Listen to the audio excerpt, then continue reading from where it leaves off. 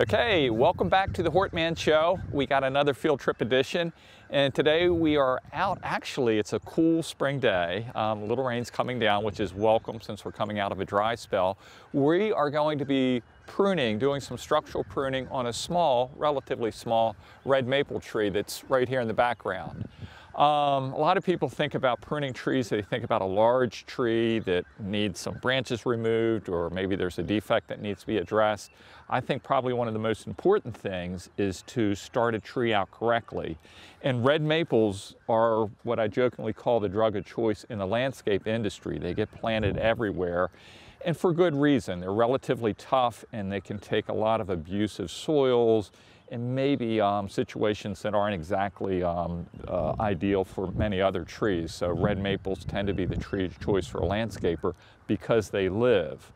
The only problem I find, and many people have seen over the years, is that red maples, when they're grown out in the open, such as this one, tend to get into some bad behaviors. And today we're going to be talking about how do you correct and adjust some of these behavioral issues before they get out of hand. And the two or three primary issues are that first you need to think about what you want to get out of a tree. Most trees structurally, meaning for strength, need to have a strong central leader. And the other thing that many trees get in trouble with is they start to develop large lower branches relative to the trunk. And already on this tree I can see some large branches starting to develop.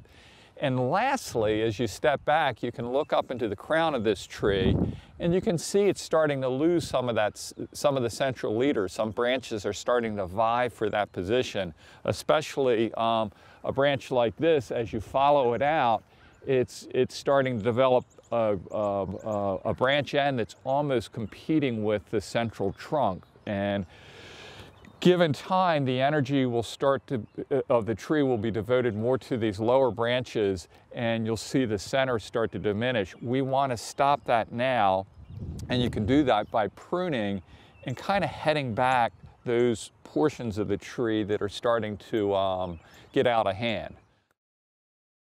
This tree is a great practice tree because as you look at the base and you come around on this side, you can see there's a relatively large wound. It's already starting to rot away. The tree is reacting. You can see this callous tissue that's starting to develop around here and trying to seal off this wound. The likelihood that the tree will successfully compartmentalize that wound, but with this callous tissue, is pretty low.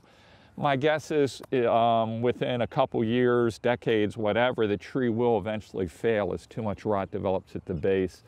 Trees have made a liar out of me plenty of time, and I've seen them live on longer than I predicted, so we'll just have to wait and see.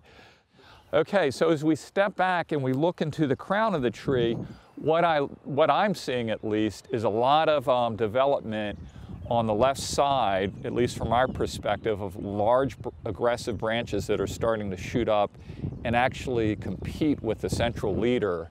Hopefully we can see this laser pointer. But you can see on the side here, we have branches that are way up there. And these are side branches. As you follow them back, they go back to the trunk. And they're quite large relative to the trunk itself. This branch here is probably 3/4 the size of the trunk. So I'm going to make some heading cuts and reduction cuts further out on this branch to reduce the energy that's flowing out to it and hopefully redirect the energy up the central trunk and develop a stronger central stem. Also on the very top, there's a side branch that's coming up that's equal to, if not taller than, the leader, which I'm going to make this our leader. So I'm going to get the tools out and start doing a couple cuts and explain why, the rationale I'm making each cut. I hope you all, if you decide to prune or cut a tree, you make your decisions before you start pruning. Over time, we slowly want to elevate this tree, meaning remove some of the lower branches. Ideally, a tree probably shouldn't have, its first major branches probably should not be lower than 15 foot off the trunk. Many of these branches on this tree is probably only 15 foot tall anyway, will be eliminated over the years as we revisit the tree. What I'll do today is remove these 2 lower branches, and I'm going to do some reduction cuts on some of these aggressive side branches, probably farther out. And lastly, it's probably good to stick with a rule of removing, at least on a young, vigorous tree like this, no more than 25 to 30% of its canopy. As a tree gets older or maybe overly mature, then you want to reduce that volume of foliage that's removed from a tree. These rules are tough to apply because every tree species is a little bit different. So I'm going to start my first cut on the outside of this branch bark ridge, and I'm going to start with an undercut right under here outside the ridge, and then I'm going to finish the cut right here, and you'll notice the branch drops away relatively cleanly and it leaves a nice cut. And I'll do the same thing on this side. I have a couple small branches that I'll clip away so I don't impede the saw. And again, I'm going to target outside this branch bark collar area. Using a saw on a small tree is difficult because a tree many times doesn't have good anchorage, and that's why when I use pruning saws further up in the tree, I don't like using them because they tend to cause the tree to vibrate back and forth, and really the lopper and lopper-like cutters work best for that type of application.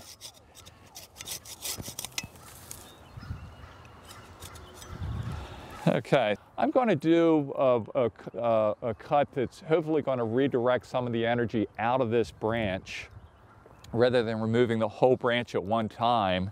And I can do that easily with these large loppers.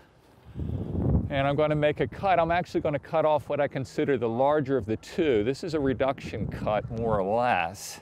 Could be argued either way. And this will come down on my head, so stand back.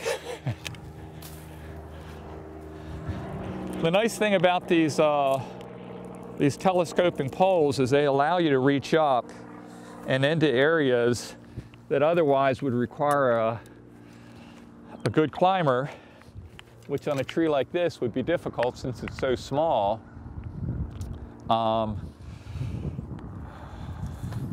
Or a tall ladder, which again would be hard because there's really nothing to hold on to, or nothing that's very steady to hold on to.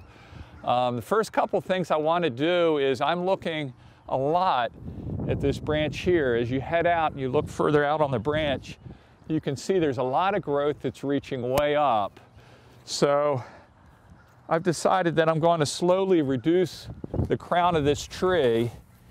And this is something you probably want to do over a couple years. I'll remove a couple branches this year and then come back and revisit it next year.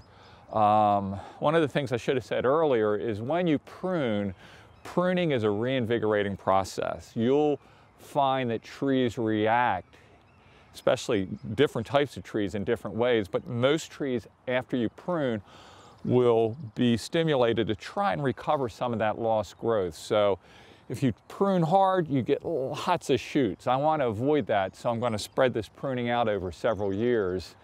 And the first cut, at least as I look up at this branch, is I would love to cut back somewhere in this area. That's one of the disadvantages with these loppers, is you have this mechanism that comes down, so it kind of makes it difficult to get up and prune exactly where you need to prune. Just because it's hard to get the whole mechanism in. But we're going to make our best effort. And what I'll probably do first is get this branch just above, right here. And we're going to make a diagonal cut and slowly drop this branch down. That's a heading cut. I'll remove the larger branch.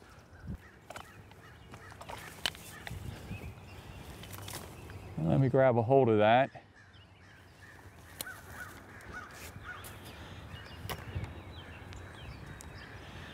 And we'll head back this one branch right here. There's already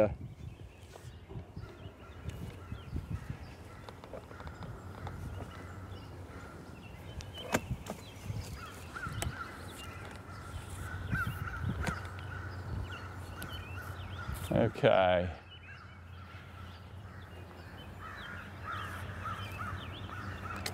And lastly,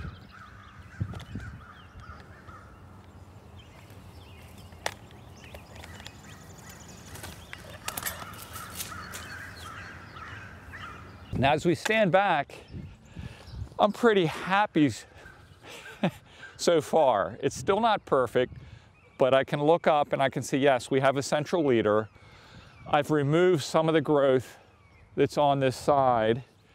Ideally, I could, or arguably, I could still eliminate portions of this branch to reduce it even further. And I know I'll come back next year and do some of that and start heading it back. But this is a light pruning. We're starting to slowly elevate the tree and bring some balance back into it. One of the best resources is University of Florida has some great fact sheets. If you give me an email or give me a call at the University of Maryland Extension, I can send you those links. My email is hortman@umd.edu. And my phone number is 410-386-2776. Leave me a message or send me an email. Like us on social media and follow us on Facebook. Thank you.